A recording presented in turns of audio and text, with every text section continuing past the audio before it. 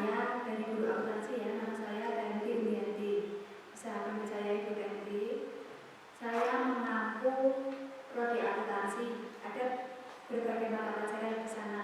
Seringnya saya di akuntansi, tapi ada beberapa mata pelajaran saya juga mengampu di OPKP.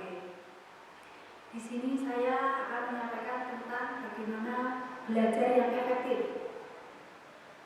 Menurut para psikolog, belajar efektif itu ada beberapa hal. Yang pertama, rasakan kebutuhan untuk belajar. Seperti kalau anak kecil itu pengen naik sepeda ya. Kalau naik sepeda itu, lihat dulu yang lainnya pada sepeda, pasti dia punya keinginan untuk naik sepeda.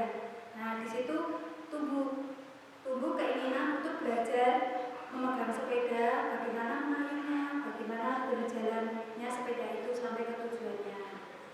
Kemudian yang kedua, belajar dimanapun. Jadi belajar itu tidak hanya di sekolah, bisa di mana saja. Seperti belajar mata pelajaran di sekolah, tetapi disampaikannya melalui online, bisa diterima di rumah. Kalian bisa mencari materi-materi tersebut di internet. Cukup dari guru menyampaikan tema-tema, poin-poin tertentu, kemudian kalian mengembangkannya sendiri. Kemudian belajar itu secara bertahap atau sedikit demi sedikit. Jadi kalau belajar itu setiap hari ya adik-adik. Kalau kita belajar, misal besok ada ulangan, langsung tiba-tiba belajar, yaitu nanti bisanya luber atau hangus malah nanti ilmu yang sudah ditambah. Kemudian yang keempat, kita harus pintar-pintar bagi waktu untuk belajar. Jadi misal liburan, kalau kemarin contohnya liburan sekolah itu ya, liburan sekolah itu kebanyakan bermain-main terus di rumah. Nah, kalau sudah waktu masuk sekolah itu mulai lagi seperti sekarang ini, kalian harus pandai. Misalnya hari Senin jadwalnya apa, kalian juga menyiapkan pelajaran itu. Kemudian yang kelima adalah dengan cara berdiskusi. Berdiskusi itu misal kalian punya teman yang lebih pandai dari kalian, masih lebih cerdas, karena setiap orang itu berbeda-beda ya penangkapannya. Setiap anak A dan anak B mempunyai kelebihan yang berbeda-beda. Misal si A ketika dijelaskan langsung lebih paham, kemudian yang si B hanya membaca sedikit saja paham, tapi juga butuh penjelasan. Nah, di situ kalian bisa berdiskusi dengan teman-temannya, apa yang harus saya lakukan. Kemudian cari cara untuk membantu berkonsentrasi. Setiap anak itu berbeda-beda. Misal si A itu sukanya kalau belajar itu apa ya? Mendengarkan musik. Nah, kita dukung dia. Kalau belajar menggunakan musik itu sambil mendengarkan musik, kita belajar membaca, mencari bahan-bahan di internet. Kemudian ada anak yang lain lagi, misal si B itu sukanya kalau belajar cari yang tenang. Misal setenang-tenangnya kita main di makam, tidak apa-apa itu belajar di situ, itu kan tenang. Kemudian cari lagi cara yang lain yang efektif, yaitu kalau belajar itu jangan dihafal ya. Jadi seperti monoton, karena menghafal itu akan cepat lupa. Kalau belajar itu tolong dipahami. Jadi dengan membaca, diulang-ulang, lama-lama nanti akan paham. Jadi tidak dihafal. Kalau dihafal itu nanti akan cepat lupa. Kemudian yang ke-8, jika kita menemui sesuatu hal yang tidak kita ketahui, jangan pernah malu untuk bertanya.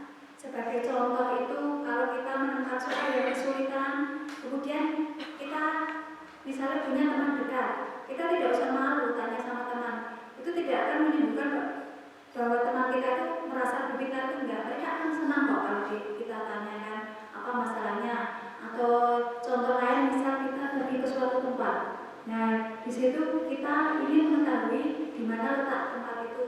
Nah, kita kan di situ bisa bertanya apakah gimana kan rumahnya ya mbak, rumahnya si ibu ini gimana. Nah, kalau kita tidak bertanya, sedangkan tempat itu cuma di dekat situ, kan kita malah kebablasan. Nah, itu memang enak waktunya.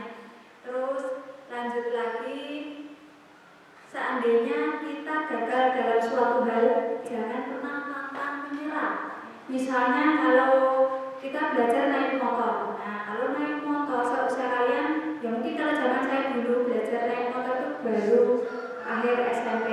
Kalau sudah seusia kalian mungkin setelah SD sudah belajar ya. Nah kalau kita belajar, kemudian kita takut, mikir wah gasnya ini, gasnya bagaimana? Nah kalau kita takut dan itu akan membuat kita gagal, terus kita terjatuh.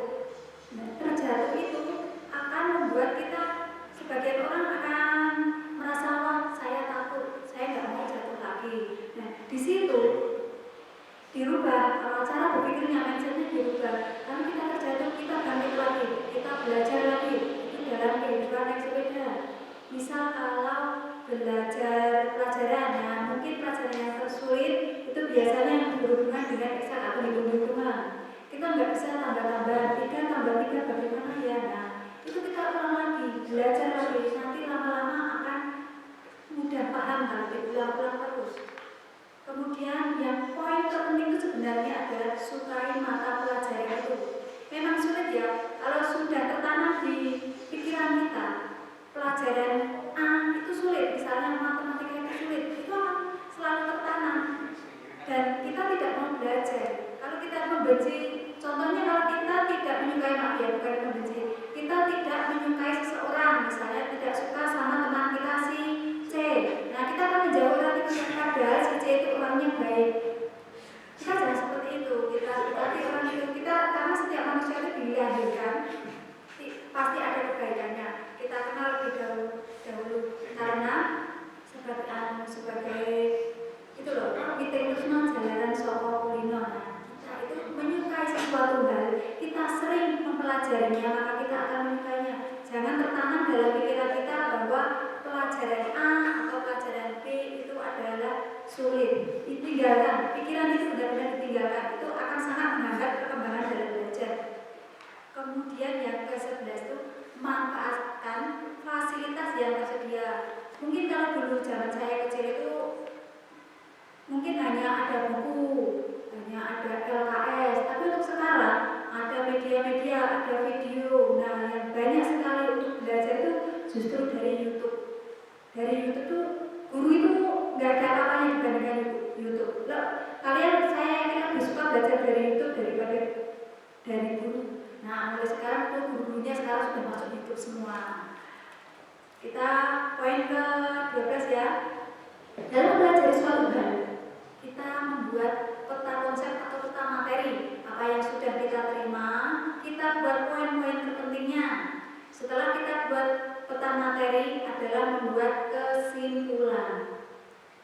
Kesimpulan itu adalah dari awal sampai akhir yang kita pelajari, kita buat poin-poinnya, kita simpulkan apa yang kita dapat dari pelajaran tersebut. Kemudian setelah membuat kesimpulan, kita melakukan apa yang dinamakan latihan. Selalu berlatih dan berlatih sehingga kita tidak lupa. Karena meskipun kita itu sudah ahli, sudah bisa, kalau kita tidak latihan lagi, maka kita akan lupa. Dan poin terpenting yang lain adalah dengan berdoa. Itu adalah poin terpenting setelah kita melakukan semuanya dari ke-14 itu, yang terpenting yang ke-15 adalah berdoa. Itu adalah pendapat psikolog dalam belajar yang efektif. Meskipun itu pendapat psikolog, saya sebagai pengampu mata pelajaran, hal-hal tersebut saya terapkan dan beberapa murid yang mengikuti cara tersebut itu banyak yang berhasil. Dia mampu mengikuti pelajaran, dia mampu menyukai suatu pelajaran yang dulunya tidak disukainya. Ada lagi yaitu menurut penelitian bahwa poin terpenting dalam belajar itu adalah tubuh kita harus selalu sehat, hati kita senang, dan kita rajin berolahraga. Demikian belajar efektif dari saya. Terima kasih.